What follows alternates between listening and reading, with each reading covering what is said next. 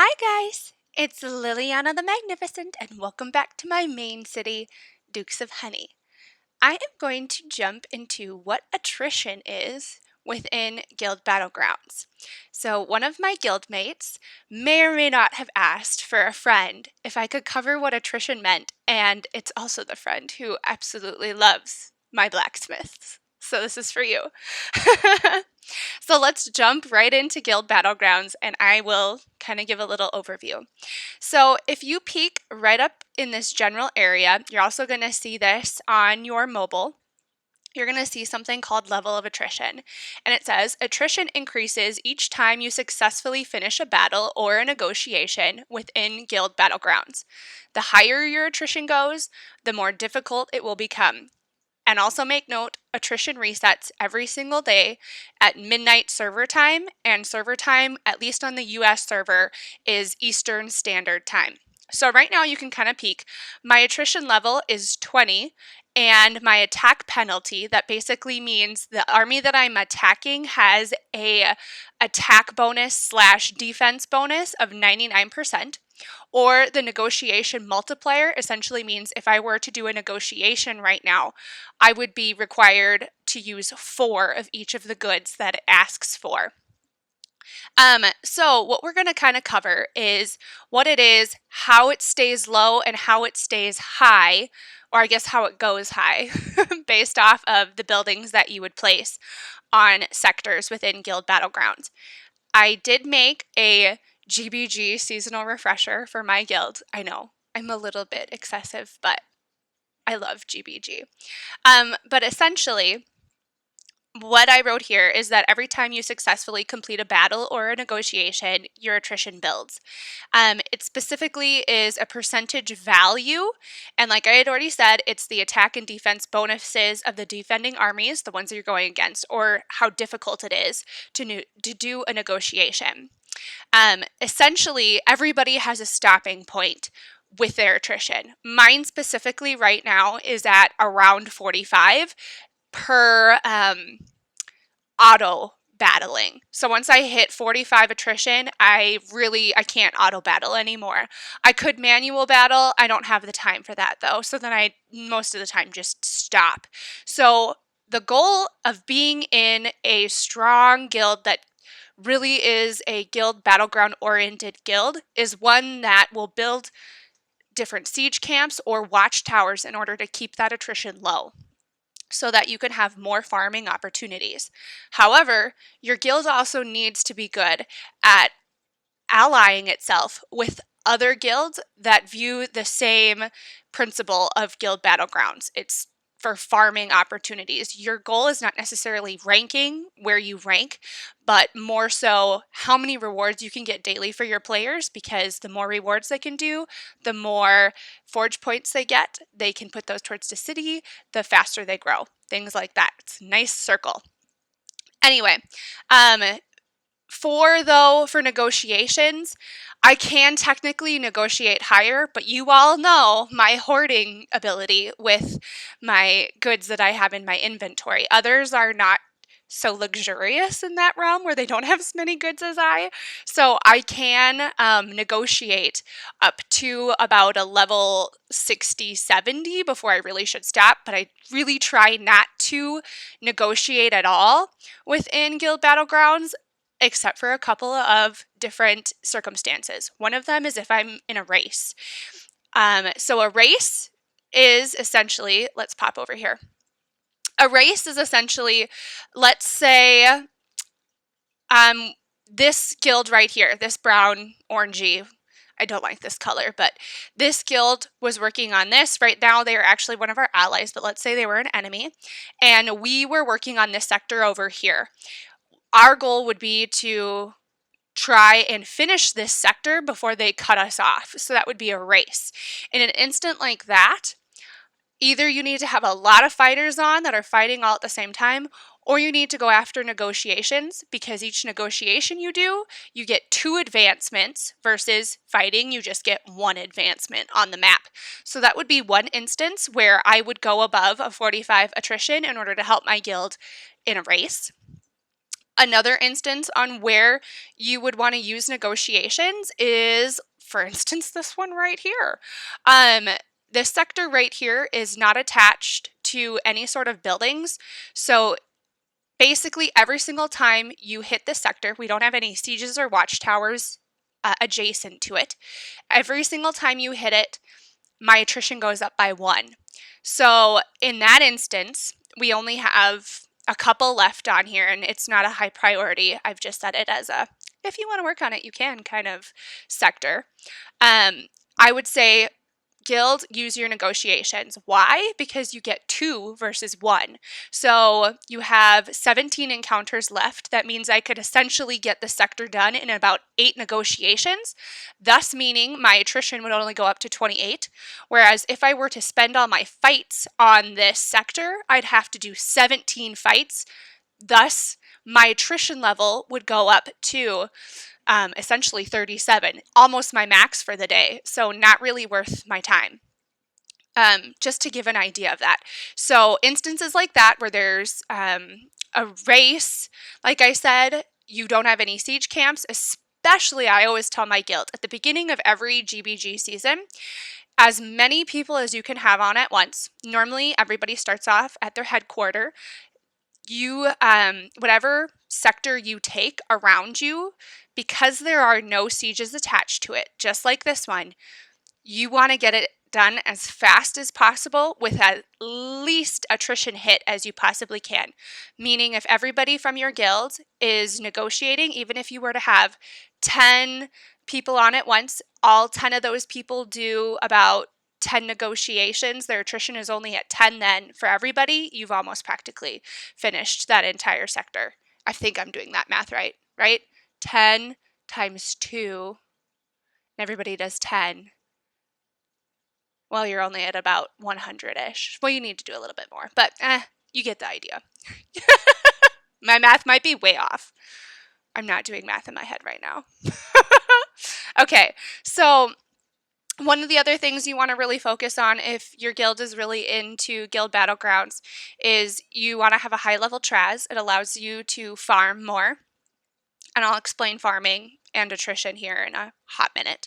Like I already talked about when your attrition resets, and you might hear guilds talk about a high attrition sector versus a low attrition sector. So that's what we're going to talk about really quick. So if we hop in here, this sector right here is a high attrition sector. That means that every single time I hit it, it goes up. Now let's say this sector was owned by Orange Brown, and it's more like poop color. Then they put a trap on it. Well, then the chance of your attrition increases even more. Granted, it really can't anymore because you're going to get 1 every single time you hit this anyway. But let's say there was a siege over here. There's still a chance that that trap would cause my attrition to go up every single time. So that would be an instance. Now, if we go over here, okay, so here's an instance. We have this set. This sector unlocks in 13 minutes. This one is a low attrition sector. It's not a free sector. I'll show a free sector, but this is a low attrition sector. Why is it a low attrition sector? We have 3 sectors touching it right now. If we peek at each one, we have 1 siege. A siege camp, by the way, you guys, gives you a 24% chance of not increasing your attrition level. The more sieges you have touching, the more that builds. They kind of compile on top of each other. Watchtowers specifically give you an 8% chance of not increasing your attrition level. So essentially you need 4 watchtowers equating to 1 siege camp. No, 3. 3. Oh my gosh, girl. 8 times 4 is 32.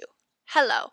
So you need 3 watchtowers. They equate to 1 siege camp. So just keep that in mind. So we have 1 siege camp there. You have on this sector another siege camp. So now we are up to 48% chance of not increasing our attrition level. That's almost a 50-50 chance. So every single time I hit this, there's a 50% chance that I might gain attrition once or I might not. So 2 sieges is good. However, then on this one, we have a siege and a watchtower. So now you compile an extra siege on top of that. We're looking at 72% chance that our attrition will not increase. Plus you add in this watchtower, which is an 8% chance.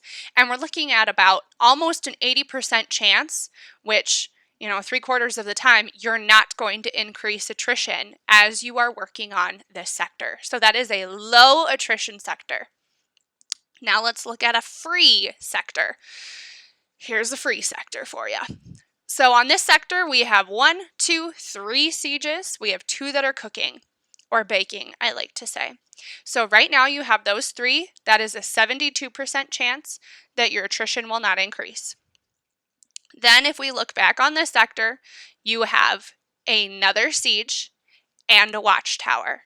So right then and there, you are over 100% chance that your attrition will not increase. So it is essentially free. Even with a 4 siege camp sector, even 5 and 6, you're going to sometimes see your attrition level go 1 block up, or one point, I guess, up, not block, 1 point up within like maybe, I don't know, 20, 30, 40, 50 hits that you do. So just be mindful, even though it is like 100% chance, they still will throw it in there sometimes that your attrition will increase. So essentially, when I set this as a target, you can hit this thing as many times as you want and your attrition is not going to move up. So the more times you have these opportunities, the more times you can actually sit there and use your Traz with your high-level military units and just farm for rewards. That means you're just hitting over and over again. Granted, you do share those with the rest of your guild, but when you have allies that you can kind of see this map is staggered, we work this in such a way that we're allowing all of our allies to get these low attrition or free sector fights as fast as possible. Granted, if you are working with an ally like this as well, you have to be fast. You cannot be slow. You are with other powerhouse guilds that want to get the map flipped. A lot of times this map flips. This season with there's 3 of us working together. It can flip probably maybe 2 or 3 times a day. The last 2 seasons, we were with a very fast guild that just, they will plow through even things without, or even with 1 siege, just because they have so many high Trazes in that guild. We got, with them, let's actually peek. Right now, our fight count is at almost 4,000 fights within a little over a day and a half of Guild Battlegrounds being open. But just to give you an idea, at the end of the season, both our guild and the ally guild that we were working with had almost 40,000 fights just per one of us. We had a little bit less. I think they were almost at like 45,000 or so, probably at the end. Maybe, I'm not sure, but a high amount of fights. And that's just because it was like the minute these sectors opened, they were primed within minutes, and then everything gets flipped immediately. And so you have to have that coordination as well. But that's why ranking doesn't necessarily matter for us. So if you look at like the ranking, we don't care where the 3 of us hit, because it's all about the personal rewards. So hopefully that explains attrition, low attrition, high attrition. Let me check my GBG refresher to see if I missed anything.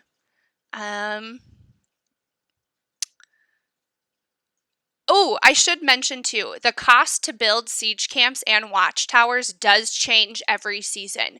So with each sector that you choose, they change. However, each sector remains the same every single time you have to build something on it in that season. So let me give an example. If we peek at this sector here, it requires wires, ebony, and dry herbs. If one of our allies or an enemy were to take this province from us and then we take it back, it still is going to have wires, ebony, and dried herbs, and it will also ask for the same exact goods every single time. So you really want to be moving around the map with your allies, because if you're flipping the same sector over and over again, you're going to drain your treasury of those goods that time.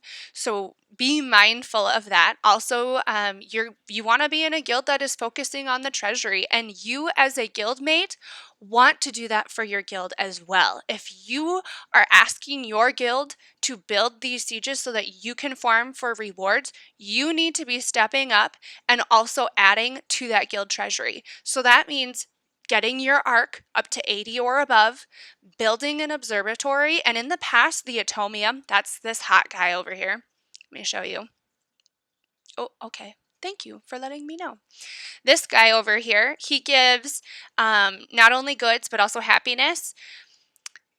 In the past, this building hasn't really been that important, but now with the addition of Guild Battlegrounds, the atomium is huge. You guys be mindful. The atomium, the observatory, and the arc give, if we actually go in and I'll show you guys, it might not look like a lot. Oh, you get 25 goods every 24 hours. No, that is 25 goods of each good within your era. That is the same for the arc, and that is the same for the observatory. So be mindful of that. It's not 25 goods in total, it's 25 per good. So that means 25 times 5 is 125 goods. I hope that is correct. That sounds correct in my brain. Good job with mathing there, Lil. Oh, okay, there's the phone. That means it's time to go. Okay, bye guys. Hope that was helpful. See you later. If this was helpful, like, subscribe. Talk to you later.